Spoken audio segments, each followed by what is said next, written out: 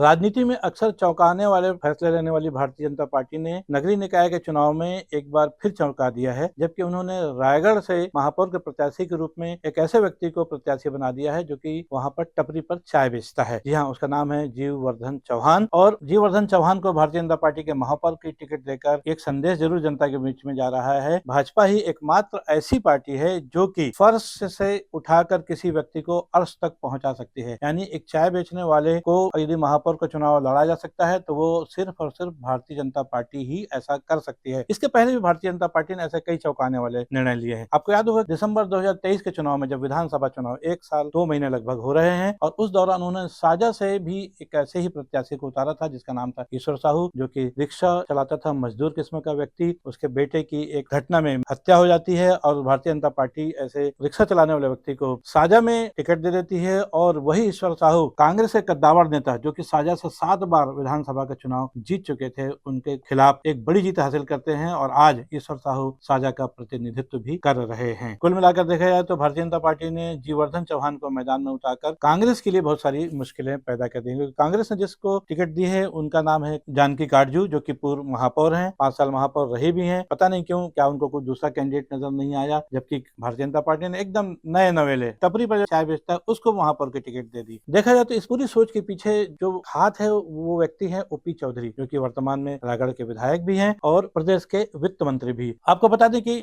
OP Chaudhary वही नाम है, जबकि रायगढ़ का चुनाव लड़ रहे थे तब उनके चुनाव प्रचार में आए केंद्रीय गृह मंत्री अमित शाह ने प्रचार के दौरान ये कहा था, आप इन्हें जिताइए, इनको बड़ा आदमी मैं बनाऊंगा। और आज देखा जाए तो केंद्रीय गृह मंत्री अमित शाह की छत्र छाया में आज प्रदेश के वित्त मंत्री ओपी चौधरी छत्तीसगढ़ की राजनीति में एक बहुत बड़ा नाम बन चुके हैं। उनकी इस सोच को अमली जामा पहनाने में जिस व्यक्ति ने मदद की है उनका नाम है उमेश अग्रवाल, जो कि रायगढ़ में भारतीय जनता पार्टी के पूर्व जिला अध्यक्ष भी रह चुके हैं। जीववर्धन चौहान ने भारतीय जनता पार्टी की सदस्यता ली थी तब से लेकर अभी, मतलब आज 29 साल तक। इस बीच में वो मंडल, नगर और जिला स्तरीय जो भारतीय जनता पार्टी की कार्यकारिणी बनती है उसमें कई बार उनको जगह भी मिली है। और निसंदेह दरी उठाने से लेकर झंडा डंडा उठाने तक के काम करने वाले जीववर्धन चौहान की ये वास्तव में समर्पण की भावना है कि आज उनको रायगढ़ के महापौर जैसे पद के लिए एक भारतीय जनता पार्टी ने प्रत्याशी भी बना दिया है। हम बात कर रहे थे कांग्रेस प्रत्याशी जानकी काटजू की। छत्तीसगढ़ में नगरीय निकाय कुल 14 सीटें हैं और उसमें फिलहाल 10 सीटों पर चुनाव हो रहा है। और इन 10 सीटों पर जिस हिसाब से कांग्रेस ने भी प्रत्याशी बनाए हैं, घोषित किए हैं, उसमें ऐसा लग रहा है कि पूर्व मुख्यमंत्री भूपेश बघेल की पसंद को तरजीह दी गई है। इसीलिए अनुसूचित जाति वर्ग के लिए सुरक्षित रायगढ़ की सीट पर एक बार फिर पूर्व महापौर जानकी काटजू को ही मैदान में उतार दिया है। रायगढ़ में कांग्रेस प्रत्याशी जानकी काटजू के मुकाबले भारतीय जनता पार्टी ने टपरी पर चाय बेचने वाले जीववर्धन चौहान को महापौर पद के लिए प्रत्याशी बनाकर रायगढ़ की राजनीति के ठहरे हुए समंदर में कंकड़ मारने जैसा काम किया है, जिसकी वजह से राजनीतिक समंदर में एक सैलाब सा उठता नजर आ रहा है। इस सैलाब में पूर्व महापौर और कांग्रेस के प्रत्याशी जानकी काटजू की कश्ती फंस भी सकती है। भाजपा प्रत्याशी जीववर्धन चौहान ने नाम घोषित होने के तत्काल बाद कल 27 तारीख को ही सामान्य तौर पर अपना एक नामांकन का पहला सेट जमा कर दिया। 28 तारीख को, जबकि नामांकन दाखिले का आखिरी दिन है, भाजपा के कार्यकर्ता तमाम पदाधिकारियों के साथ, लाव लश्कर के साथ उन्होंने अपने नामांकन का दूसरा सेट भी जमा कर दिया है। और इस पूरे लाव लश्कर का नेतृत्व प्रदेश के वित्त मंत्री स्वयं ओपी चौधरी कर रहे थे। जिस तरह से रायगढ़ का चुनाव हो रहा है और पूर्व मुख्यमंत्री भूपेश बघेल की प्रत्याशी के तौर पर जानकी काटजू को देखा जा रहा है, तो ये मुकाबला कुल मिलाकर पूर्व मुख्यमंत्री भूपेश बघेल और वर्तमान वित्त मंत्री ओपी चौधरी के उम्मीदवारों के बीच में, या डायरेक्ट इन दोनों की प्रतिष्ठा से ये मुकाबला जुड़ा हुआ है, ये माना जा रहा है। जैसे कि आप सभी जानते हैं कि 11 फरवरी को मतदान होना है पूरे प्रदेश में। रायगढ़ में भी 11 फरवरी को ही मतदान होगा और 15 फरवरी को मतों की गिनती होगी। सुबह और दोपहर तक परिणाम भी आ जाएंगे। लेकिन देखा जाए, अगर परिस्थितियों की बात करें तो वर्तमान परिस्थिति में रायगढ़ में महापौर चुनाव में भारतीय जनता पार्टी चाय बेचने वाले महापौर प्रत्याशी का पलड़ा भारी पड़ता हुआ नजर आ रहा है। आज के लिए बस इतना ही। मैं हूं बीडी निजामी और आप देख रहे हैं न्यूज T20। हमारी ये खबर आपको कैसी लगी, इस पर अपनी राय अवश्य दें। खबर को लाइक करना न भूलें और चैनल को सब्सक्राइब करना भी। चुनाव का दौर है, चुनाव की ऐसी चटपटी खबरों के लिए आप देखते रहिए न्यूज T20। कल फिर मिलेंगे किसी नई खबर के साथ। तब तक के लिए जय हिंद, जय भारत, जय छत्तीसगढ़।